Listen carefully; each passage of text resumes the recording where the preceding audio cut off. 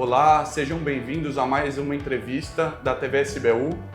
Nós falamos diretamente do 40º Congresso Brasileiro de Urologia, diretamente da cidade de Florianópolis. Meu nome é Rafael Ehrenfreund, eu sou médico urologista de São Paulo e hoje tenho a honra e o privilégio de entrevistar o Dr. Fernando Porques. Ele é chefe do grupo de Urologia da Faculdade de Medicina do ABC, chefe do setor de câncer de bexiga da SBU e médico do corpo clínico do Hospital Israelita Albert Einstein. Dr. Fernando, seja bem-vindo. Obrigado, Rafa, é um prazer estar aqui conversando com você. Bom, o Dr. Fernando é um dos maiores experts em tratamento de câncer de bexiga nacionalmente, desenvolve diversos trabalhos na Faculdade de Medicina do ABC e hoje a gente vai conversar sobre o cenário atual do câncer de bexiga, seja no setor privado ou no setor público. Dr. Fernando, como que atualmente você enxerga o manejo e o tratamento do câncer de bexiga na população brasileira?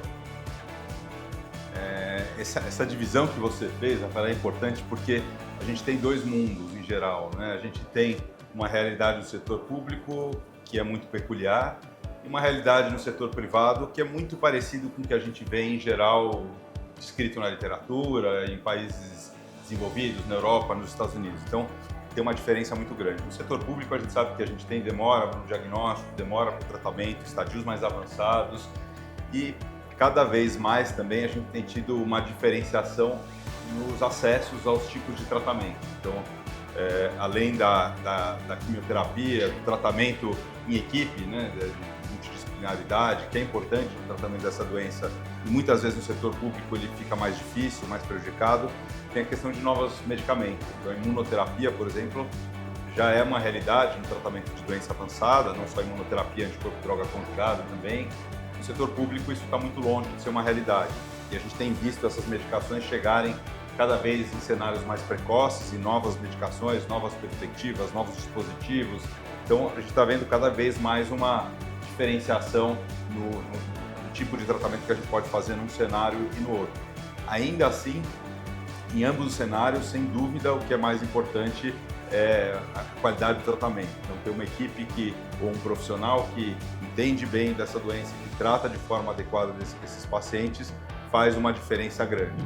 E aí a gente precisa entender em cada cenário o que a gente tem para poder oferecer para os nossos pacientes. Perfeito. O Dr. Fernando tem o Instituto Cabem Mais Vidas, que traz um tratamento de excelência para pacientes do SUS com câncer de bexiga, principalmente no cenário músculo-invasivo.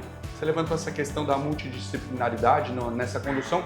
Você poderia brevemente falar como que é o trabalho do Cabem? A gente sabe que tem diversos profissionais de diversas áreas envolvidos e que os resultados realmente são muito melhores quando a gente tem uma equipe multi cuidando desse paciente que é super sensível. Você poderia falar rapidamente para a gente como que é esse grupo de profissionais que levam um tratamento de excelência para esse paciente no cenário do SUS? Sim. Esse é um ponto importante porque para um paciente que vai ser submetido a um tratamento da magnitude que o tratamento de um paciente com câncer de bexiga, pequenos detalhes fazem muita diferença. Então, quando a gente fala em equipe multi, o paciente está desnutrido, às vezes muda completamente a evolução de um paciente depois de uma cirurgia. Um paciente tem a possibilidade de fazer um tratamento com quimioterapia, muda completamente a evolução desses pacientes, melhora desfecho, enfim, uma série de outros pequenos cuidados, os cuidados de enfermagem, os cuidados associados à interrupção de tabagismo, a reabilitação desses pacientes, os aspectos emocionais, psicológicos desses pacientes. O paciente que passa por uma cistectomia, está deprimido, está largado, não quer sair da cama, a evolução dele vai ser muito ruim. Então, é uma cirurgia que pequenos detalhes fazem muita diferença. E aí, nesse contexto, a gente conseguir ter um time que trabalha, que está acostumado com essa doença, porque também é muito difícil quando a gente vai lidar com o caso de um paciente e a gente vai convocar um profissional que nunca viu, não está muito acostumado e aí tem os desafios de aprender enquanto está fazendo. Se a gente tem o dia a dia já nesse sentido e tem gente já, profissionais das mais diversas especialidades que tratam esses pacientes, a gente consegue fazer isso de uma forma orgânica e cada vez melhor. Isso acaba ajudando esses pacientes. Perfeito, parabéns pelo projeto, que é realmente incrível aqui, ainda mais na realidade brasileira. Agora, mudando um pouco de assunto, quando a gente fala de câncer de bexiga músculo-invasivo, é inevitável a gente falar de cistectomia. Agora, indo para o outro lado, o que você tem de novidade ou o que você vê no cenário de terapia de preservação vesical nesse cenário mais avançado, que seria um T2 para frente?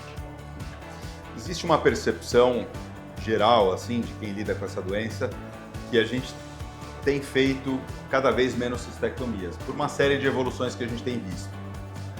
Então a gente tem cada vez tratamentos medicamentosos mais efetivos. Então a gente tem novos tratamentos, então a combinação de pembrolizumab com enfortumab vedotina, que a gente viu no estudo, EV302. 303, ser demonstrado agora de forma neoadjuvante com 60% dos pacientes com resposta patológica completa. Então, um paciente que tem uma indicação de cistectomia e que de repente não tem mais doença, esses pacientes sempre questionam, invariavelmente, mas eu preciso tirar mesmo a minha bexiga?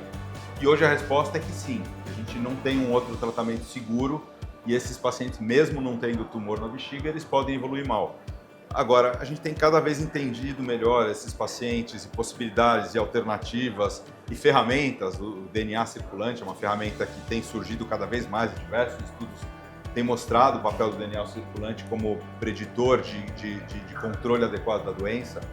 Então, muitos desses pacientes a gente acaba tendo a possibilidade de combinar outros tratamentos. Talvez a gente vai fazer mais cistectomias parciais, quando a gente tem uma resposta patológica completa, ou mais radioterapia, ou mais outras formas de preservação de órgão. A gente teve recentemente, nesse último mês, um estudo bastante interessante que foi publicado no Journal of Urology, mostrando a série do professor Harry Hare, de pacientes que têm uma resposta patológica completa e só com a ressecção eles conseguiram manter 90% dos pacientes sem recidiva e com a bexiga intacta.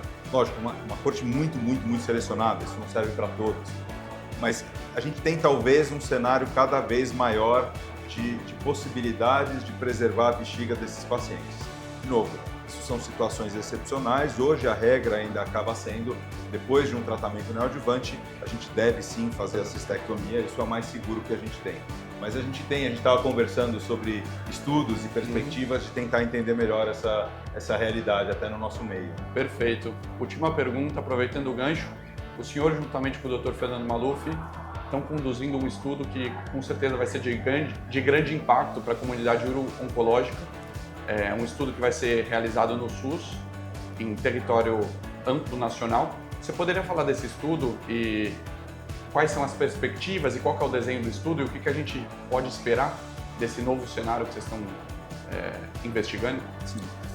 Bom, essa é uma iniciativa do Fernando Maluf, que tem uma capacidade brilhante de conseguir abarcar várias frentes, de fazer eventos, de tratar os pacientes de forma incrível e ainda, acima de tudo, essas iniciativas de pesquisa, que ele tem o Instituto Vencer o Câncer, que tem ampliado muito a pesquisa no Brasil e em várias regiões do Brasil.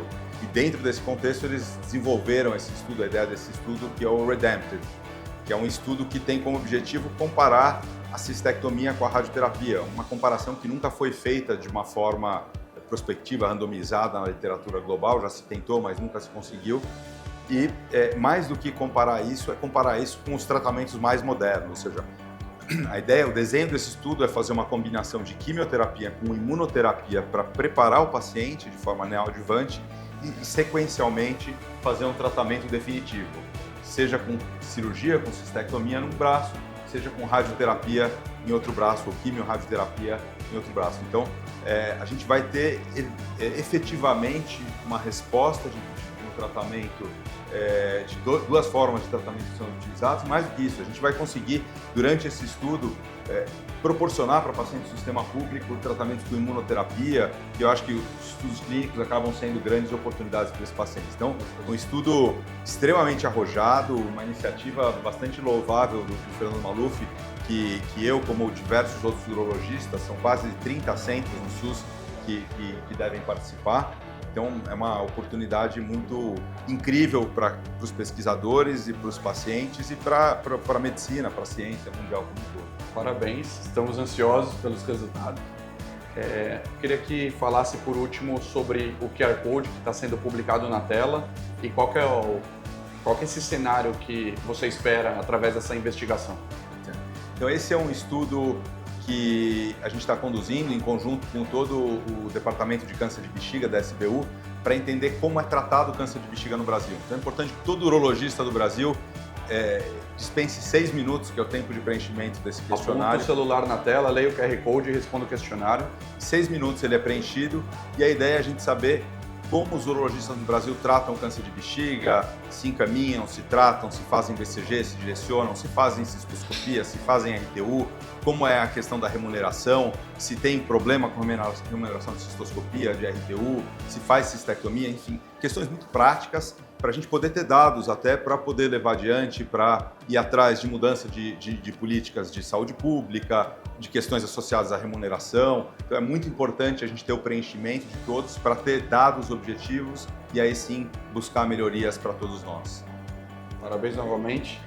Nós falamos diretamente do 40º Congresso Brasileiro de Urologia, direto da cidade de Florianópolis. Não deixe de seguir a SBU nas redes sociais. Dr. Fernando, muito obrigado. Parabéns. Obrigado. Parabéns você aqui pelas entrevistas que eu sempre acompanho. Obrigado.